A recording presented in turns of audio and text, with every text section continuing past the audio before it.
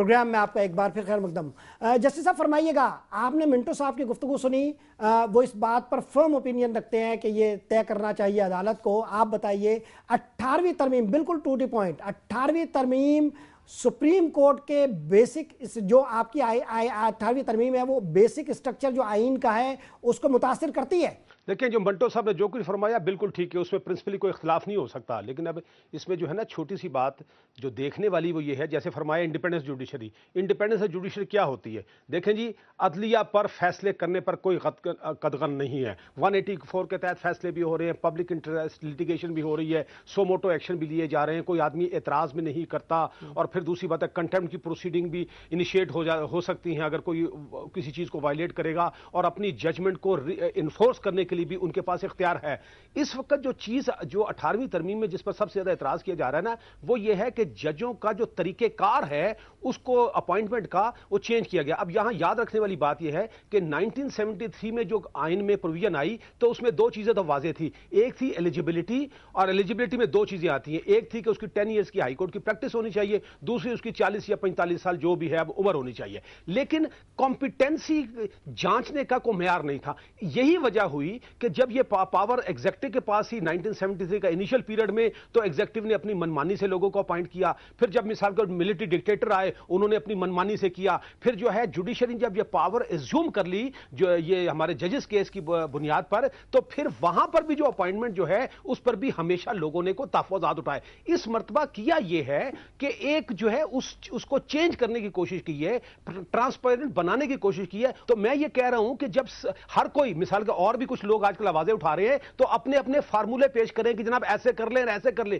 تو ایک بات تو طے ہوئی کہ 37 سال تک جو ایک سسٹم چلا اس پہ لوگوں کے تحفظات تھے. جب بھی اپوائنٹمنٹ ہوتی تھی انگلیاں اٹھتی تھی. تو پارلیمنٹ نے اس مرتبہ کم سے کم اس ایشو کو ریزالو کرنے کے لیے ایک طریقہ کار جو ہے پیش کرنے کی کوشش کی, اور اس میں ان سب کا انپٹ بھی لیا. اور اگر مثال کے طور پر الٹیمیٹلی ایک بات ہو گئی ہے تو میں نہیں سمجھتا کہ اس سے بیسک سٹرکچر, کیونکہ دیکھیں کینڈیڈیٹس کی بات ہو رہی ہے کہ وہ لوگ جسٹس صاحب آپ یہ کہہ رہے ہیں کہ بیسک سٹرکچر تبدیل نہیں ہوا. جی بالکل یہی کہہ رہا ہوں میں کہتا ہوں بیسک سٹرکچر تب ایفیکٹ ہوتا ہے کہ جو جج عدالتوں میں بیٹھے ہوئے ہیں اگر ان کی پاورز پر جو ہے کوئی جو ہے قدغن لگانے کی کوشش کی جاتی ڈائریکٹلی یا انڈائریکٹلی تو پھر بات ہو سکتی تھی. جی منٹو صاحب کہہ رہے ہیں بیسک سٹرکچر تبدیل نہیں ہوا, آپ کی رائے کیا ہے؟ انہوں نے جو باتیں دو کہی ہیں ان میں سے ایک بات تو درست ہے کہ اگر بھائی ججوں کے اوپر یا عدالت کے اوپر کوئی قدغن لگا دی جائے, پابندی لگا دی جائے, تو شاید انڈیپینڈنس آف جوڈیشری جو ہے وہ متاثر ہوتی ہے. یہاں تک تو وہ ٹھیک کہتے ہیں, لیکن ان کو بھی معلوم ہے اور انہوں نے حوالہ بھی اس بات کا دیا ہے, ہندوستان میں بھی اور پاکستان میں بھی انڈیپینڈنس آف جوڈیشری کا جو مسئلہ پیدا ہوا وہ اپوائنٹمنٹ آف ججز پر ہی پیدا ہوا.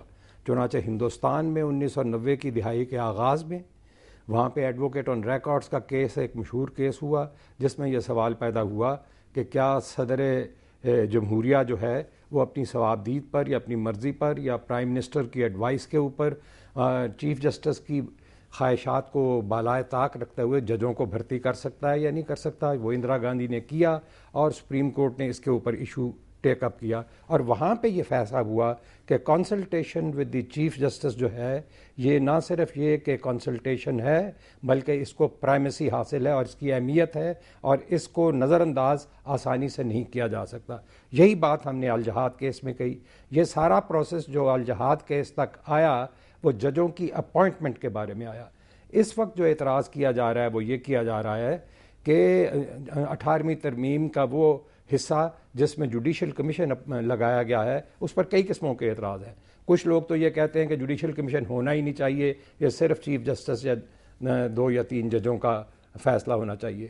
کچھ لوگ ہیں جن میں شامل ہوں جن کا کہنا یہ ہے کہ جوڈیشل کمیشن ضروری ہے اور یہ تمام چیزیں جو اپوائنٹمنٹ اتنی اہم اپوائنٹمنٹس ہوتی ہیں وہ انڈیویجولز کے اختیار میں نہیں ہونی چاہیے, چاہے وہ صدر ہو چاہے وہ چیف جسٹس ہو, وہ اس کو انسٹیٹیوشنلائز کرنا چاہیے.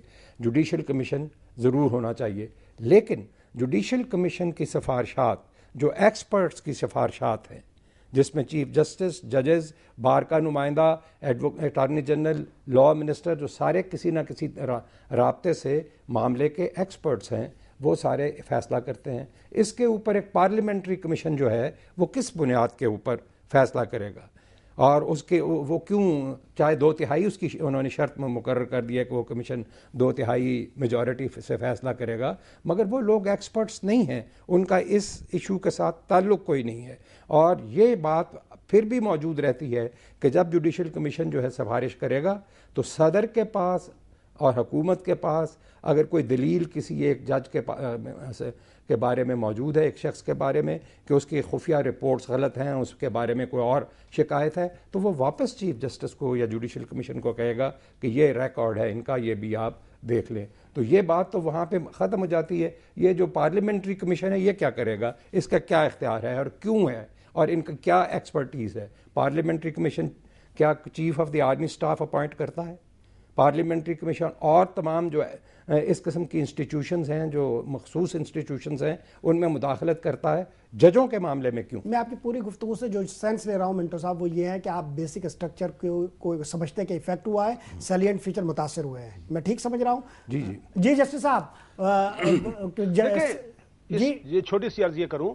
دیکھیں ایک بات تو طے ہو گئی کہ یہ تو مان لیا گیا کہ یہ طریقہ غلط تھا اور یہ ہوا. دوسری بات میں عرض کروں، جیسے منٹو صاحب نے فرمایا کہ ان کا اپنا بھی ایک اوپینین تھا، وہ انہوں نے ایکسپلین کر دیا. اور دلچسپ بات بتاؤں کہ میرا بھی اپنا اوپینین تھا جو اس سے تھوڑا مختلف تھا اور کافی مختلف تھا، جو کہ الٹیمیٹلی یہ پارلیمنٹ نے اس کو اوکے کیا. لیکن میں یہ کہہ رہا ہوں کہ دراصل ہوا یہ کہ انہوں نے ہم سے بھی اوپینین لیا اور یہ ظاہر ڈیبیٹس بھی چلتی رہی، اخباروں میں بھی آتا رہا، لوگ کانشیس بھی تھے، چارٹ آف ڈیموکریسی بھی سامنے تھا، پاکستان بار کونسل کہہ رہا تھا جی یہ کر لو وہ کر لو. لیکن الٹیمیٹلی اس جو پارلیمنٹ نے جو ہے تمام چیزوں کو کنسیڈر کرنے کے بعد ایک چیز وہ لے کر آ گئے. اب دوسری بات کہ پارلیمانی کمیشنر کام کیا. دیکھیں میں آپ سے عرض کروں، آپ کو یاد ہے کہ ابھی بھی جو سسٹم ابھی تک رائج تھا اس میں ایک بات ہوتی تھی کہ چیف جسٹس کو پورا اختیار تھا. اور یہ بات مجھے کہنے میں کوئی مذائقہ نہیں کہ چیف جسٹس صاحب نے اگر اختیارات صحیح طریقے سے استعمال کیے جاتے ہوتے، ٹرانسپیرنسی ہوتی اور اگر کمپیٹنسی کی بنیاد پر ہوئی ہوتی تو یقین جانے یہ پارلیمنٹ آج یہ کام کبھی نہ کرتے.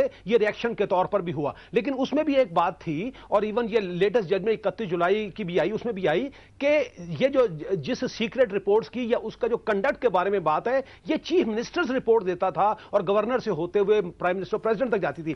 تو بات بڑی سیدھی ہے کہ یہ جو پارلیمانی کمیشن ہے اس کے پاس بھی تو ایسی رپورٹ آئیں گی اور اس کی بنیاد پر کوئی ایسی بات ہو سکتی ہے. اس میں بھی دیکھیں لیکن وہاں پر کتنا سٹرکٹ پرنسپل ہے. ایک تو ہے 75%، دوسری بات یہ ہے ویٹو کر سکتے ہیں، کسی کو سجیسٹ نہیں کرتے. اور لیکن اس میں دیکھیں بڑی مشکل سے ہماری پارلیمنٹ اس عذاب سے نکلی ہے اور ایک یونانیمس آیا ہے جو اگر کسی کو خدشات بھی ہیں اس کا حل اس میں موجود ہے. اگر میں ایک پرپوزل دوں، مثال کے طور پر آپ دیکھیں کہ اسی پارلیمانی کمیٹی کے پاس یہ اختیار ہے کہ اپنے سسٹم کو چلانے کے لیے رولز بنائے. اور منٹو صاحب جانتے ہیں کہ جب آئین کے تحت کوئی رول بنائے گی تو اس کی حیثیت قانون کی ہوگی. اور تو میں یہ کہتا ہوں کہ یہ رول بنائیں، اس میں ایک پری کنڈیشن لکھ دیں کہ جب پارلیمانی کمیٹی اس کو کسی کو ریجیکٹ کرے گی، ویٹو کرے گی، تو اس کو ریزن دینے چاہیے اور ویسے بھی ریزن آنے چاہیے. تو میں یہ کہتا ہوں کہ اگر کو ریزن دے تو وہ ریزن جو ہے اگر کوئی ایگریوڈ ہے، مثال کے طور پر کسی کا کیس جاتا ہے اور اس کو ویٹو کرتے ہیں اور ریزن دیتے ہیں